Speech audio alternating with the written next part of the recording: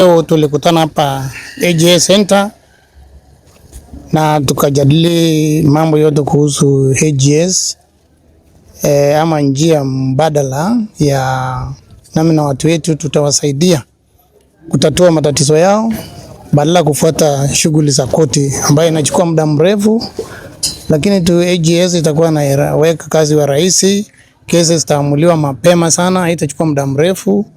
Ni hakuna malipo inapatikana kwa AGS, parties za walipi chochote, na hiyo itasaidia watu wetu ambaye wengi wao hawana kuwa na hiyo uwezo wa kuwa na ile pesa inatafutwa.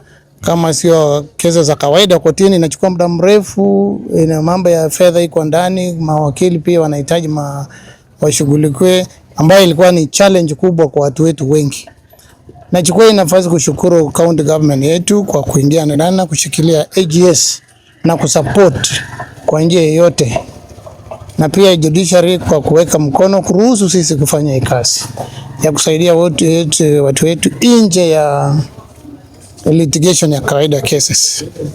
Saa hizi kulikuwa maktaba yetu ni kama 78 cases ziko pending, na hiyo imetokana na haikuwa na AGS wakati hiyo.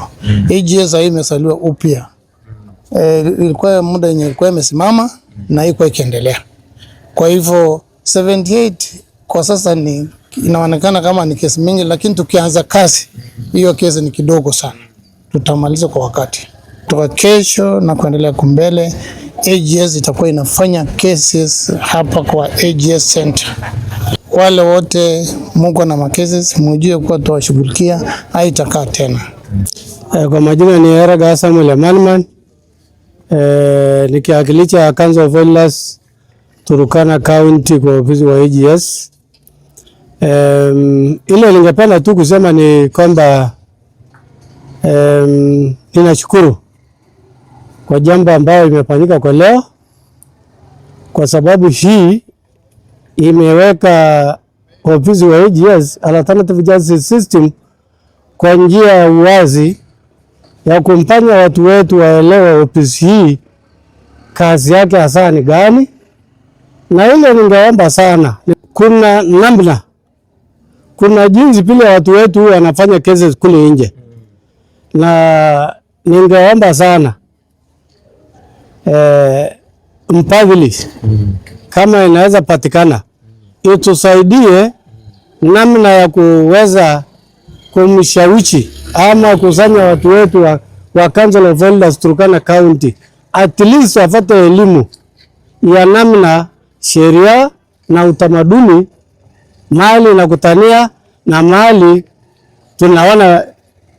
tunaona kama utamaduni wetu pia inaingiliana na sheria mahali watu wetu hawajui sheria. Kwa hivyo wakipata nafasi ya kuelimishwa, watatokana na hiyo maneno ya kupeana watoto wadogo kwa wanaume kwa kutafutia mali. Watapata nafasi ya kuelewa mtoto msichana lazima aende shule kwa sababu ya maisha yake ya baadaye, kitu kama hiyo. Kwa hivyo ningeomba nafasi hiyo mfadhili wapatikane. Kwa majina naitwa Betty Lorogoi na nimekuja siku ya leo kuhudhuria mkutano wa AGS ambaye imeguzia kwa wingi mambo ya mtoto msichana na wanawake. Kwa hivyo kupitia hii mkutano ninajua kwamba watoto wasichana wanaweza saidika kwa mambo mabaya ambayo wanapitia, na pia wamama kwa kesi zao za kifamilia najua watasaidika kupitia hii mkutano ya leo. Kwa hivyo sisi tumejitolea kupitia county government kusaidia community aswa. Asanteni sana.